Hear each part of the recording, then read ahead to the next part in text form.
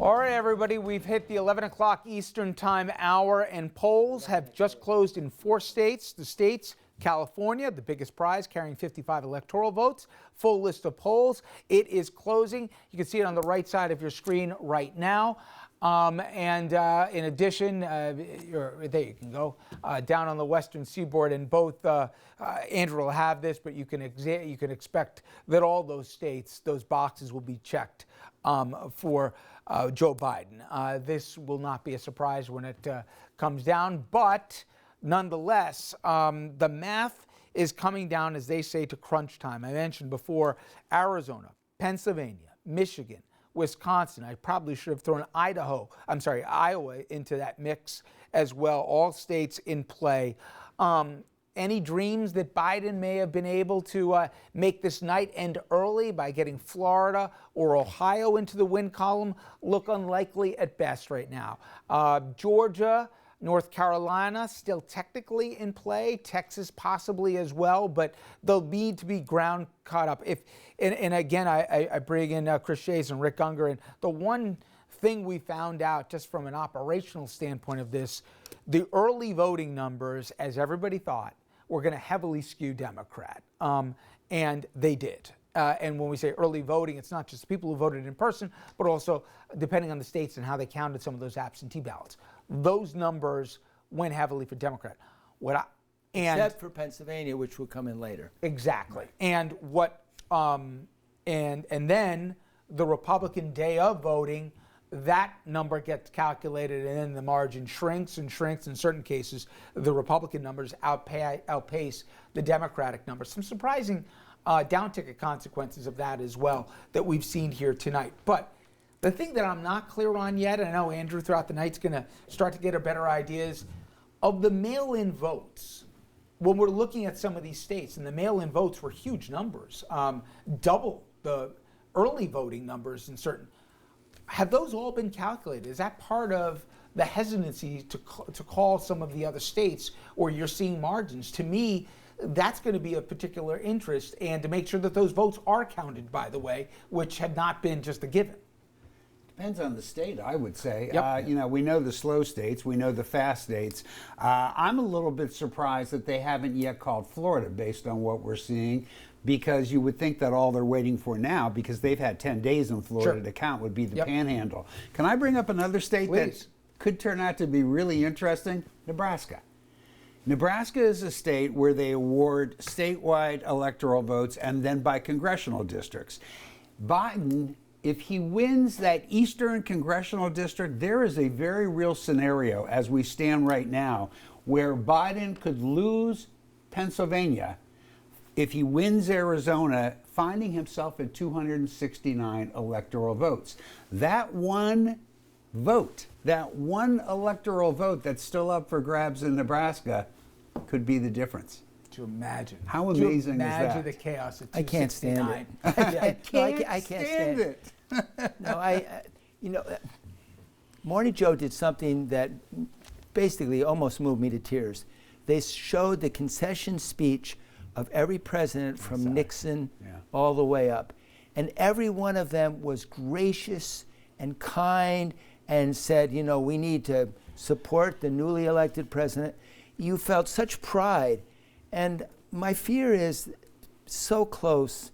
If Biden wins, it won't be possible for this president. But by the way, Al Gore, he talked about the country needing to come together and to get behind George W. Bush. No, exactly. But my point is, and that was as contested as I thought I'd ever see in my lifetime. Hopefully tonight I don't see something 269, to imagine. But it's possible. I remember I was moved when John McCain that night conceded, and he talked about the importance of what happened that night with Barack Obama and what it said about America and the possibility of America. I'll never forget the graciousness of him, Even Nixon in 1960, basically you could say that Illinois stole it. Mayor Daley, they won by 8,000 votes in Senator then Kennedy.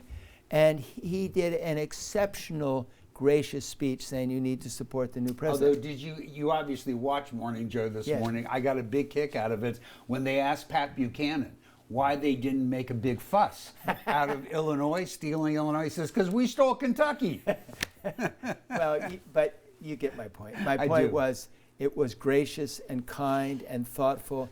And as a member of Congress, I was in the inaugural, and I would be, in that area where all those elected officials are 15, 20 feet from the president being sworn in.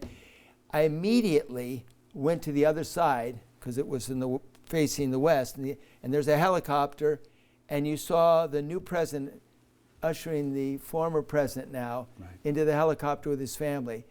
And there were only about 2 or 3 of us that did that. But it was so incredible because all the power went from one to the other. And that's the magnificent strength of our democracy. How we do it. Well, and I just we used to. hazard to think, as Hillary sat there 4 years ago and had to look with all the angst that went into it, but still sat there, right? And sat there for that moment. Can you imagine if Trump were to lose, the conversation in the Oval with him and Biden and the learned experience that he would pass on to Biden, let alone the idea that he'd sit there in the room? My point is, whatever you think of this president, and obviously you know what I do, things are changing.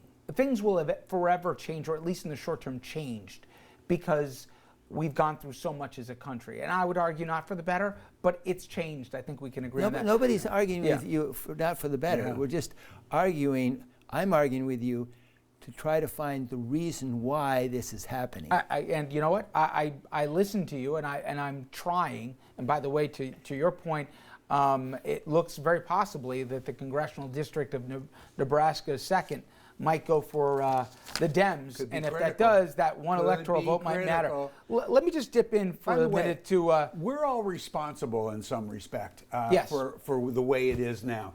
When politics turned into football, when it became an entertainment sport, that's when this all changed. Let me, if I could, guys, let me jump in for a second. Speaker Pelosi is doing a presser. I'm curious what she's going to be saying about some of how the night is going. But again, we're speaking to our friends in Virginia. Over 2 million votes have not been counted in Virginia yet, so we're waiting to see what that brings in and what that means for the presidential race. But I'm here just to sing the praises of our House Democrats and our candidates, not just in terms of numbers. It's not just about the quantity. It's about the quality of leadership that they provide for our country. It's about the fact that they are there in the Congress. We're all there for the people. And to have a strategic plan to be successful, to retain our control, to hold the House, actually, is how we say it. We couldn't be better served than by our chair, Sherry Bustos. And all of the pillars of winning an election, whether it's the mobilization, the grassroots level, even virtually, she has succeeded. Whether it's about messaging in a very disciplined way, she has succeeded in about amassing the financial resources. So the speaker there reaffirming what we had mentioned, that the House will stay in Democratic control. Obviously not a surprise at all. In fact, they thought there would be more gains. The night's still young. We do know in the New York metropolitan area, Andrew mentioned a couple races, that Max Rose, he has lost. We're going to be keeping a couple notes in some other races, a little points north. And then down in southern Florida, in the Miami district, the former HHS secretary, and by the way, University of Miami president, Donna Shalala, she is Congresswoman no more. She lost, which really speaks to Miami-Dade on how that was not just, they didn't hold form, Biden compared to Hillary Clinton 4 years ago. She won that by 20 plus points. I mean, he barely won it. He won it less than 10 points here, and they may point to that as a deciding factor. And we're going to get into all the forensics of it in the coming days as to which constituencies, what were the issues, and all the rest. But nonetheless, the night began with Democrats, and I'll tell you what they told me beforehand is, We get Florida, Rich, you might have yourself an early night, because then might come North Carolina, and then it won't matter about Pennsylvania or anything else. The math will be done. They were wrong, okay? And that said, we still, and I'm not just trying to drag out the suspense here, we don't know how tonight ends. There are, and again, I'll give you the states, and you can count them on a little bit more than one hand, but think of the Rust Belt states. You've got Pennsylvania, you've got Wisconsin, we've got Michigan involved right there. Those are states that we have to keep an eye on. And then you have Arizona down south. You have Iowa, obviously. We haven't completely closed the book on Texas, although it looks like it will go Trump's way. And North Carolina, as I mentioned, that was still out there. But, if Arizona goes into the Biden column, he's got a few options. He could still lose one of those states here, at least one, if not two. And depending on the... and think if that happens, yeah, what Donald Trump will have to deal with. If he hadn't attacked McCain, if Miss McCain then hadn't felt inclined to get involved, he may have done it to himself. That would be very Shakespearean. Absolutely. Yeah. That would be an incredible irony if he loses because of Arizona. Yeah. McCain got him back. That would be a very pleasant irony, actually. That's true. Yeah. Well, I finally brought a smile to your face. At least this karma. I'm trying to cheer you up. No, I'm neither. Well, no, I'm not happy with where a few of these states goes. I don't know who's going to lie. All right, let me go to the phone lines. It's too late to BS you at this point. Okay, let's. I'm going to mix them up here. We got some Trump supporters. We got some Biden supporters. Let's start off in. Am I saying it right? Kaylee. Kaylee calling us from Boston. Kaylee, you're on the line. How'd you vote, and why? Hi. Yes, I voted for Biden, and I guess I voted for him because I feel like he'll actually bring our country together after the divisiveness that Trump has pulled. And I think Trump is straight up a monster. There's no other way to say that. All right. Well, let's see. Josh in San Francisco, you did not think Trump was a monster. In fact, he got your vote. Why? And I'm also curious, was there ever a point where you reconsidered your vote for Trump by either something he did or said? Slightly, but no. Overall, I voted for the president that I thought was the strongest. And Biden looks like a deer in the headlights up there in every single debate. And I'm voting for the president with the most cojones, which by far, in my book, is Trump. Okay. Thank you for the call. Let's go to Ellen in Charleston, West Virginia. And Ellen, you also voted for Trump. We mentioned before he carried your state here. Was it the cojones quotient, according to our last caller, or was there an issue that for you was the most important? Well, I think that there were several issues. One, I like Trump's stance on coal. Coal keeps the lights on. It keeps our country running. Biden had made comment after comment that he was going to close the coal mines. And basically, if that happens, we're going to be sitting in the dark. Also, I did not like the way that the Democratic Party has been pushing socialism down our throats, talking about higher taxes. I'm a middle class. I'm an educator, and I work. Like I said, I'm a teacher in West Virginia. We're one of the lowest paid educators there are in the United States. And now Biden is saying we're going to have, raise your taxes. Well, his view about raising our taxes. As a West Virginia teacher who's barely making enough to support my family, I can't afford the taxes now. So Trump has, the last 4 years, he's kept my taxes at a comfortable rate. And Ellen, if I could just jump in for a second.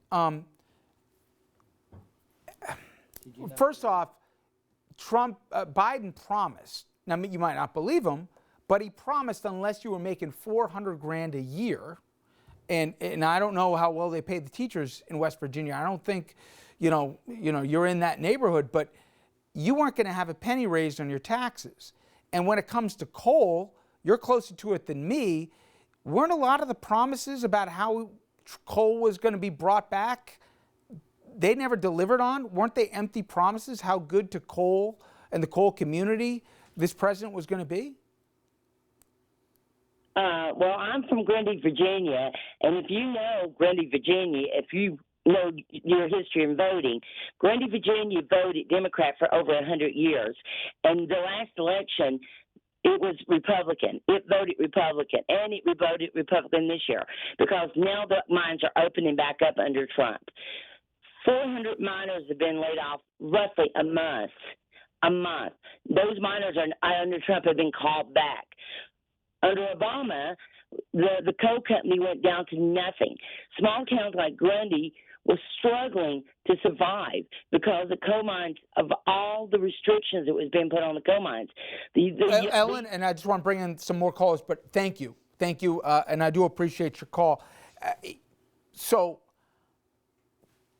here's my rub, okay? First of all, I appreciate people calling in. As you can see, I don't care who you vote for. I want to hear perspective. This is where I'm struggling, okay? Because Biden's talking about a $15 minimum wage, okay? Biden is talking about not just hugging a tree here, but trying to come up with, for these small cities that have had their industry shuttered, and it's not because of Greenpeace, it's because coal's costing too much, let alone forget all the environmental realities. You know this, okay? But they don't believe that they've been lied to 4 years ago that he was going to keep all the coal plants open. And they also believe that their taxes are going to get hiked, even though every time the word tax is over 400 grand. Right. So is it that the politicians don't have credibility? No, but is it that they're only listening to certain things? Yeah, I think that voter had made up their mind who they were voting for a long time ago. And whatever that candidate said was credible to her. So when Donald Trump was out there telling you every single day, Joe Biden's going to raise your taxes, it didn't matter that Joe Biden said, I'm going to raise your taxes if you earn over $400,000. I'm not if you earn less. Trump was saying something different. And Trump was out there telling you how he saved the West Virginia economy. But did you think she ever heard before tonight that her taxes were never going to get touched? It wouldn't matter if she did. She probably didn't. You're probably right. But it wouldn't matter if she did. Well, you know, there's also the concept of Goebbels under Hitler, who's who was his PR guy. He said, if you tell a lie 3 times, people believe it. And that's the way that Trump proceeds. He just continually says it. Stays with it. And so he says your taxes are going to go up, and they believe their tax. Yeah. But I also believe they don't really trust someone who says they're not going to do something. Maybe. Yeah. Maybe. Let me get some the latest numbers, and for that, of course, go back to Andrew. And Rich, we have some calls to make on the presidential race. These are not going to be massive surprises, but since we have passed 11 o'clock, the West Coast has now closed. Idaho will start a little earlier than that. Idaho and its 4 electoral votes going to Donald Trump. And now we go out to the West Coast and exactly the results that you would expect. California and its 55 electoral votes, the biggest prize in the country, goes to Joe Biden. Washington State goes to Joe Biden as well. And we are also prepared to call Oregon for Joe Biden, which brings the electoral vote right now to 209 to 118, although that could change rather rapidly. We also have a call to make in the Senate race. Roger Marshall is going to hold on to the Senate seat in Kansas. This makes it very likely, or rather very unlikely, that Democrats are going to be able to get to much more than 51 or 52 seats, and that's if they run the table.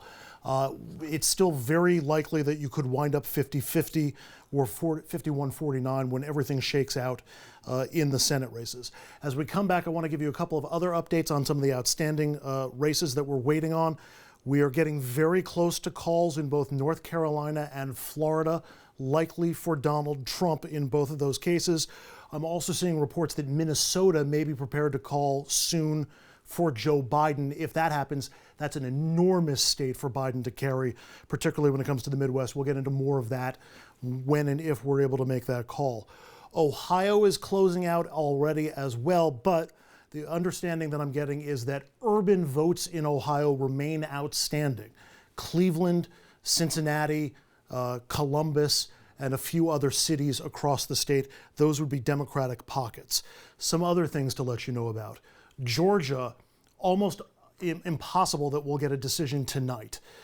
because of some missing votes and some people who are going to wind up going home. So very surprised that we were able to call Georgia at any point tonight. Michigan, we had heard, could be 2 or 3 days before votes are counted.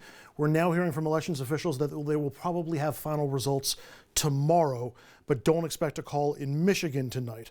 Wisconsin has been set for about 6 a.m. tomorrow morning, all through the day, and remains on pace for about 6 in the morning for its biggest cities to be called. That would be Milwaukee, Green Bay, Madison. Again, big Democratic pockets. And Pennsylvania, we're not going to get until Friday. The vote tabulators in Philadelphia have gone home. Rich? Andrew, there were questions going into tonight about the mail-in votes and the tabulation. And just as a frame of reference, as a general rule, this surprised me, of the early voting, the mail-in votes were roughly double what the in-person voting was. So that you and I, for example, when we showed up to the polls and cast our vote, double us were out there that had mailed theirs in. And we obviously had all the outstanding questions about the U.S. Postal Service and the inexplicable in an election year cuts, getting rid of processing machines, sorting machines, etc. We know today that a federal judge ordered scouring of those postal offices to see if there was any ballots lying around, because they were inexplicable why so many hadn't been accounted for, and moreover, coincidentally or not, they were in largely urban districts in swing states. To that end, Andrew, is there concerns right now that there are ballots that haven't just been tabulated but haven't even arrived at the election processing centers? There are concerns in that regard, Rich, and you were talking about the federal judge that ordered the post office to find those ballots. The post office responded by saying, no, we'll find them in our normal routine. We're not doing anything special to try to find those ballots. So we could wind up seeing that winding up in court. I would love to speak to that issue. And you could also wind up with court challenges in any number of states if there are and we already know, Andrew, we have one in Pennsylvania that I believe the state legislatures already filed a suit because they didn't want anyone's provisional ballots not to be counted or processed in the event that their mail-in ballot didn't arrive in time by the third day after the election. So I'm running for mayor. I decide to have my final mailing. You got a lot of Stanford stories coming in. No, but I'm going to illustrate about post office. So I gave it to them on Thursday. They should have gone out Friday. They didn't. They didn't go out on Saturday. And then I pleaded with them over the weekend, please on Monday. They didn't go out. And then I said, my gosh, they didn't come out on Tuesday. I pleaded with them not to send it on Wednesday because I would look like some kind of jerk, plus all that money I invested in the mailing. It was the whole town. And I'll tell you what happened. What happened was they were in these 4 metal containers, and they shipped, some post office guy shipped them up to Springfield. Oh, God. And they were delivered on Wednesday. So I'm just telling you, you can play huge games at the post office. All my mail, they were given to them on Thursday, and they didn't come back until Wednesday of that next week. And a little bit of color on, this is not just any federal judge who issued that injunction. This is the judge that has been giving Michael Flynn such a difficult time.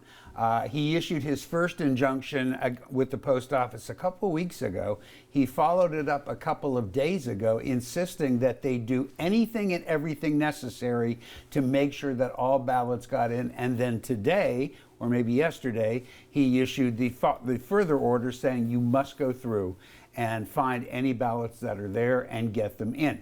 If somebody said no, I think I just heard Andrew say that they said no to him, I wouldn't want to be that somebody, even if it's Mr. DeJoy, because they are going to be in contempt, and this judge does not screw around.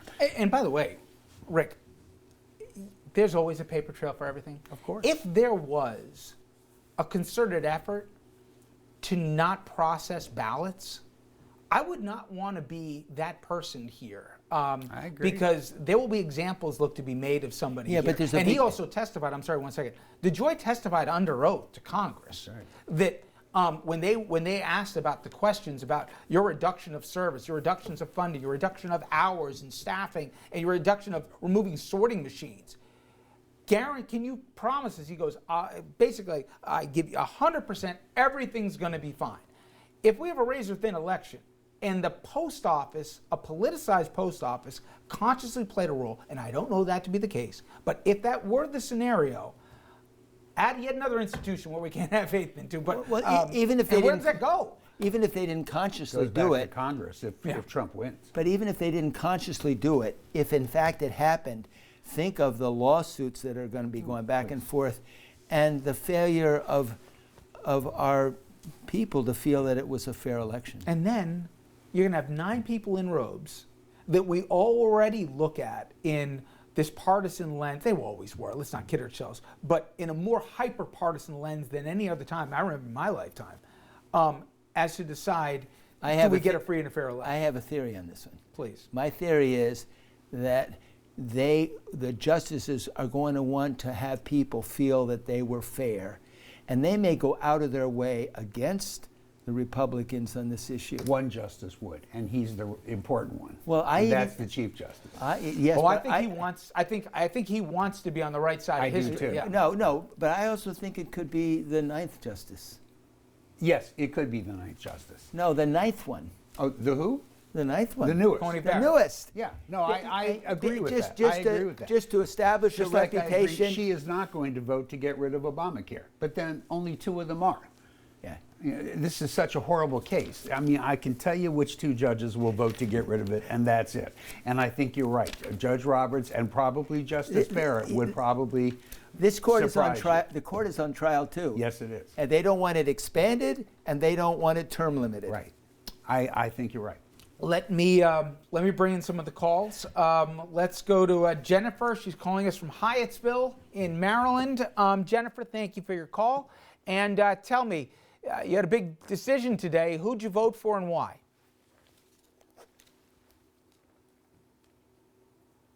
Are you there, Jennifer?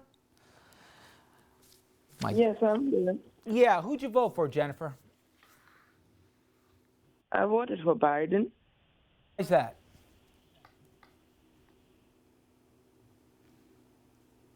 Why? I voted for Joe Biden Yes, why is that? Why did you decide to vote for him? because he's a smart man. He thinks before he talks. He is intelligent. Donald Trump is an idiot. He says what comes out of his mouth, and everything that comes out of his mouth, even when he talks like an idiot. Little children can tell this is not a smart person. He is a liar, a big liar, and I hate a liar. It's better to Guessing, have a- Jennifer, you did not struggle or wrestle with the decision since he was all of those things, but thank you. I appreciate that call. Let me go next to San Jose, California. Let's go to Pete. Pete, thanks for joining us. How about you? How'd you vote for it? How'd you vote? Good. Thanks for including me here. Yeah, so I was going to vote for Biden, but I voted for Trump because he has more cojones. Huh. I heard that line before. Thank you, Pete. And again, second vote for cojones. All right. This sounds... I got 3 kids, and I got 1 in college now, and I got 2 in high school. And they like... sometimes it's like, I'm sure for you guys too, like the last thing you want to talk about in your free time is politics, right? You do it's like for a living, right? But God bless them, they're into it and stuff. But I don't remember when I was in school that it got that heated with kids even about political issues and climate. I mean, the climate of, and while I love their engagement and all the rest, I'm like, God, you shouldn't be fighting, arguing about this, fighting about this with the kids. The president? No, they'd be out of the house. No, I'm kidding. No, but no, they want food. No, I kid, but that's not the point. But I don't know how much longer, and maybe because I do this every day, it's a little closer, but you guys do this too. It has been such a stressful toxic period where you have to watch what you say. I do. I don't feel like getting into fights, when I'm I got a guy at Home Depot who stops me. He's like, starts berating me, right? And I'm like, buddy, I'm lucky that I can find the right aisle I'm in. I'm not engaging with you. I've had kids with me when people have had these debates and stuff. It never used to be this way. It's like we pulled the lid off, and everybody believes, or a lot of people believe, that it's carte blanche to let the least muted thoughts that should be at least kept to oneself, that it's all the way out there. You know what though? When I'm 60s generation, right? And so we didn't do it in high school. But when we got to college, that's when we ignited politically. Yeah. Well, okay. we were, and other things, civil rights and all that. Something. Yeah, but there's a reason. There's always a reason. So you try to figure it out. My sense of why we're at this point is for the last 30 years our country has not done well. The promise of America. When I was growing up, my parents had to tell my older brothers that they should stop complaining because I lived better than they did, because my parents said, welcome to America, every generation is better.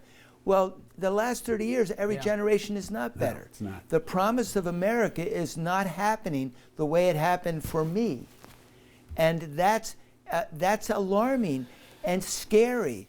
And then they see the fact that the government is not functioning. The Senate, for umpteen years, quickly, I asked a Republican who got elected to the Senate from the House, how do you like being in the Senate? He said, I love it. I can kill anything.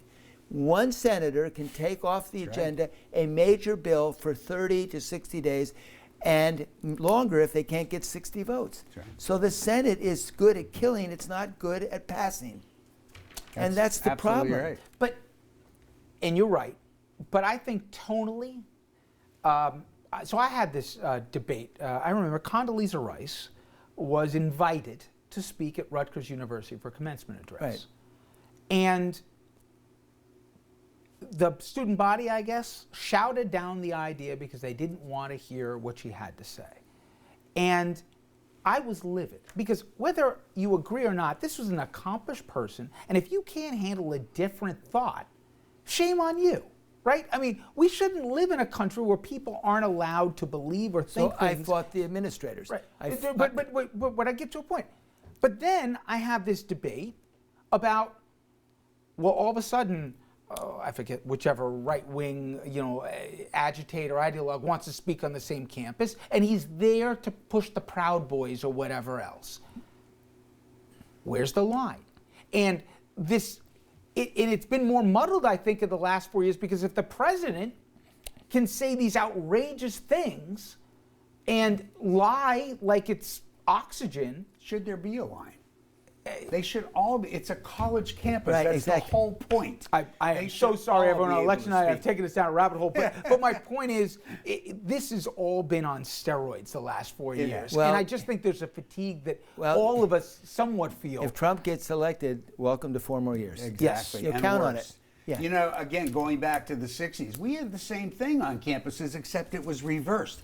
It was when liberals, progressives wanted to come and speak, they would be picketed and the administration would go crazy.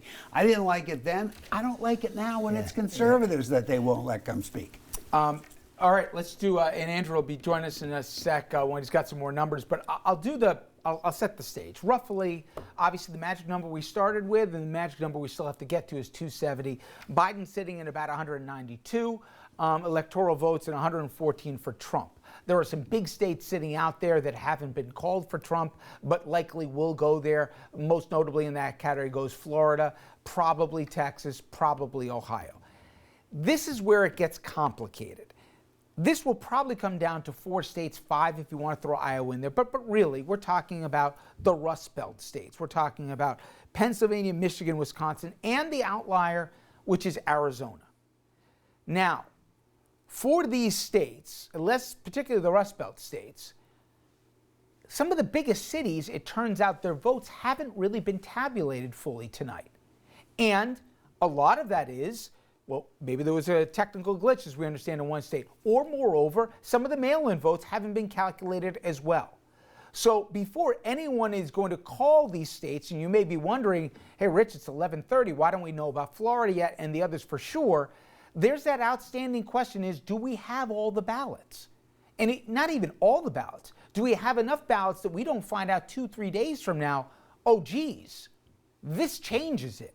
And that's where this variable comes in, and that's where, in a night that we were hoping to have complete clarity without any doubt, you can certainly come to a conclusion at the end of this evening or tomorrow evening or Thursday or Friday, we could still be looking at a situation where one candidate will not accept the results that will come down, and then we could have the inevitable challenges. So if you wanted a summation here in 30 seconds as to where we are tonight, that's where we are. And it very well may come down to Pennsylvania, as people were saying before the night even began. So that's where we're at. All right, they're asking me to take a quick commercial break. We will do so, and when we come back, I'm going to have more of your reaction, more returns, and more after this.